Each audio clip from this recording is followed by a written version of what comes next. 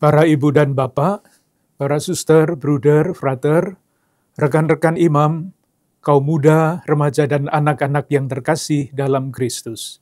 Setiap tanggal 16 Oktober, secara internasional diperingati Hari Pangan Sedunia.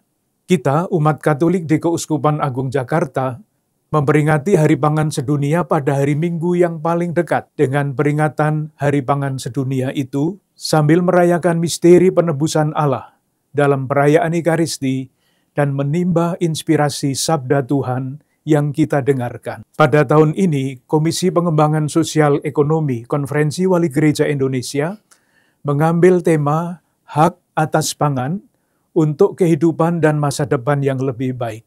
Sementara itu, melanjutkan tema Hari Pangan Sedunia tahun-tahun sebelumnya, tema Hari Pangan Sedunia Keuskupan Agung Jakarta tahun ini adalah konsumsi pangan Nusantara untuk Indonesia sehat.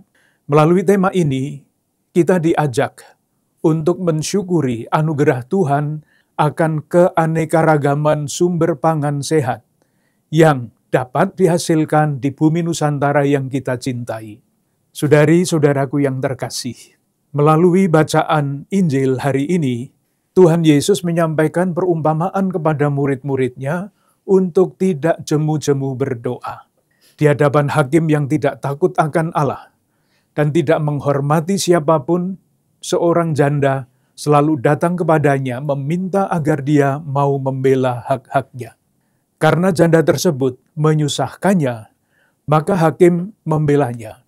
Hari Pangan Sedunia yang kita peringati setiap tahun adalah salah satu bentuk doa dan seruan yang tak henti-hentinya kita lakukan, agar kita menghormati dan menghargai pangan sebagai anugerah Allah bagi kita. Sementara itu, menghormati pangan sebagai anugerah Allah bagi kita adalah salah satu bentuk perbuatan baik yang diperlengkapkan Allah bagi kita sebagai orang-orang kepunyaan Allah. Saudari-saudaraku yang terkasih, apa yang kita makan sehari-hari berdampak tidak hanya pada kesehatan, tetapi juga berkontribusi baik positif maupun negatif pada relasi kita dengan Allah, dengan diri kita sendiri, dengan sesama manusia, dan alam ciptaan. Relasi yang benar dengan Allah antara lain tercermin dalam keyakinan akan ketergantungan kita pada anugerah makanan dari Allah. Kitab suci menceritakan bahwa umat beriman memuji Allah karena Dia telah menyediakan makanan bagi umatnya. Allah menyediakan mana bagi umatnya yang mengembara di padang gurun. Yesus mengadakan mukjizat pergandaan roti bagi orang-orang yang mengikutinya. Rasul Paulus menggambarkan Allah sebagai yang menurunkan hujan dari langit dan dengan memberkati musim-musim subur bagi kamu. Ia memuaskan hatimu dengan makanan dan kegembiraan. Keyakinan bahwa dalam hal makanan kita tergantung pada Allah, kita ungkapkan dalam doa Bapa kami. Tuhan Yesus mengajak kita, berilah kami rezeki pada hari ini. Pola konsumsi makanan yang sehat juga dapat memupuk relasi yang benar dengan diri sendiri. Tubuh kita adalah bait Roh Kudus, sehingga kita perlu merawatnya. Cara mensyukuri anugerah Allah atas tubuh kita adalah dengan merawatnya, dengan makan makanan bergizi dan membangun gaya hidup sehat. Pilihan pangan yang kita konsumsi sehari-hari bukan hanya perwujudan relasi kita dengan Allah dan dengan diri kita sendiri, tetapi juga relasi kita dengan sesama dan alam ciptaan. Dalam memilih makanan, kita perlu memahami dan menyadari sistem rantai distribusi dan produksi pangan. Pada umumnya, kriteria utama orang dalam memilih pangan adalah harga, rasa, dan gaya hidup. Kebanyakan orang memilih harga murah, rasa enak, praktis, dan cepat saji. Kriteria ini biasanya dimanfaatkan oleh industri pangan. Kita sering tidak sadar bahwa dengan menetapkan kriteria ini, kita bertindak tidak adil kepada para buruh, petani, pengemudi jasa distribusi, dan lingkungan. Jenis makanan yang murah, enak, dan cepat saji ini sangat mungkin mengandung ketidakadilan sosial dan eksploitasi alam dalam proses produksi dan distribusinya. Alam dipaksa untuk terus berproduksi agar dapat memenuhi permintaan pasar. Tanah tidak diberi kesempatan untuk istirahat sejenak, berhenti berproduksi. Benih, pupuk, dan pestisida pabrikan digunakan untuk memacu target produksi, sehingga yang dihasilkan adalah bahan pangan yang tidak sehat dan merusak lingkungan. Saudari-saudaraku yang terkasih, di masa lampau, masyarakat Nusantara memiliki bahan pangan tradisional yang beragam. Setiap daerah dengan karakteristik alam yang khas, mengembangkan sumber pangannya sendiri, tanpa tergantung pada padi atau beras. Masyarakat sejak lama membangun ketahanan pangan dalam lingkup komunitas masing-masing, mengolah sagu, jagung, hingga singkong sebagai sumber pangan. Pangan Nusantara sejatinya dapat menjadi solusi untuk menjaga kelestarian lingkungan dan kedaulatan pangan.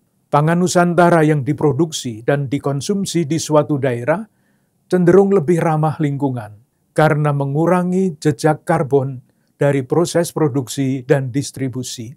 Selain itu, pengelolaan pangan lokal juga berkontribusi pada pemenuhan asupan gizi, pelestarian keanekaragaman hayati, dan kearifan lokal. Namun sekarang, pola makan masyarakat kita sudah berubah. Badan Pangan Dunia menyatakan bahwa pola konsumsi pangan di Indonesia tergolong tidak sehat. Asupan karbohidrat tinggi, sedangkan asupan protein dan vitamin rendah. Pemasaran dan konsumsi pangan ultraproses, seperti makanan instan dan minuman berpemanis gula lebih banyak diminati dan berkontribusi pada pergeseran pola konsumsi pangan masyarakat Indonesia yang semakin menjauh dari pangan lokal sehat yang ada di Nusantara. Pola makan seperti ini dapat berdampak pada peningkatan berbagai penyakit. Untuk mewujudkan sistem pangan yang berkelanjutan dan berkeadilan, sistem pangan harus mencapai kedaulatan pangan dan pemenuhan gizi untuk semua dengan cara yang tidak membahayakan ketahanan pangan dan gizi generasi masa depan, baik dari segi ekonomi, sosial, maupun lingkungan. Namun, produksi pertanian Indonesia saat ini cenderung hanya terfokus pada beberapa komoditas bernilai tinggi dan beberapa varietas tanaman produktif.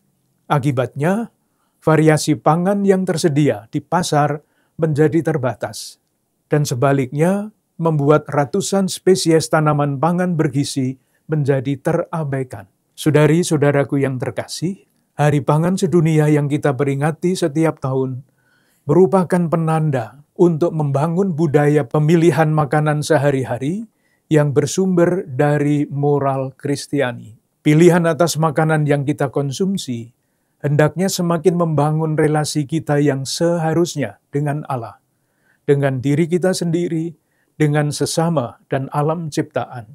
Ketika kita memilih harga pangan, kita perlu mempertimbangkan apakah kita sudah berbuat adil terhadap jerih payah saudari-saudara kita yang berjasa atas proses produksi dan distribusi pangan. Ketika rasa enak yang menjadi kriteria pilihan kita atas pangan, apakah kita menyadari bahwa makanan itu benar-benar sehat?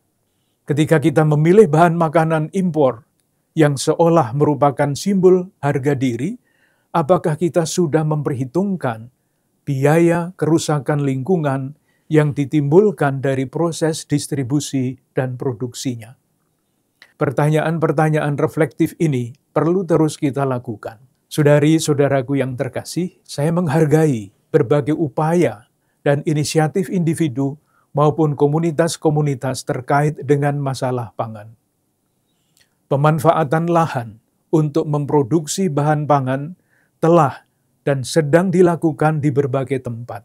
Demikian juga pembangunan jaringan pangan Nusantara yang ramah lingkungan yang sedang diinisiasi oleh jaringan petani di Keuskupan Agung Semarang dan jaringan konsumen di Keuskupan Agung Jakarta. Upaya ini dapat semakin mendekatkan konsumen dengan petani yang saling mendapatkan manfaat. Petani mendapatkan harga yang baik dan adil, sementara konsumen mendapatkan bahan makanan ramah lingkungan yang sehat. Mengkonsumsi pangan Nusantara yang beraneka ragam bisa menjadi sebuah gerakan bersama. Gerakan seperti ini dapat memberikan manfaat bagi kesehatan kita, bagi petani yang mengusahakan, serta kelestarian lingkungan.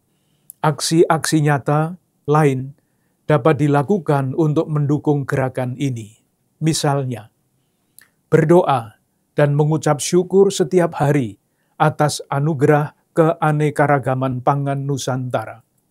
Pengenalan dan penyadaran tentang keanekaragaman pangan Nusantara, khususnya di kalangan anak-anak dan remaja lewat sekolah-sekolah, media sosial, kegiatan-kegiatan di lingkungan dan paroki. Memberikan pemahaman tentang kandungan gizi dan aneka ragam pangan Nusantara.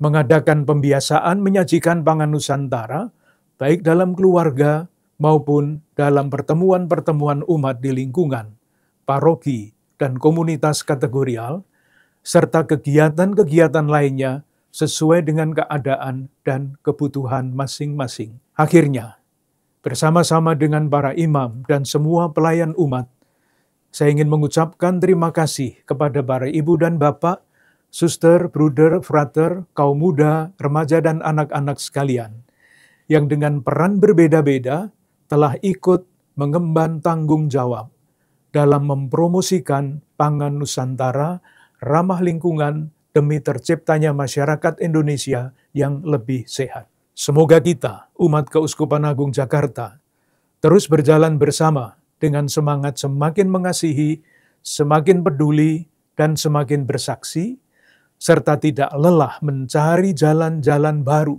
untuk mewujudkannya dalam hidup kita. Salam sehat, berlimpah berkat untuk Anda, keluarga, dan komunitas Anda.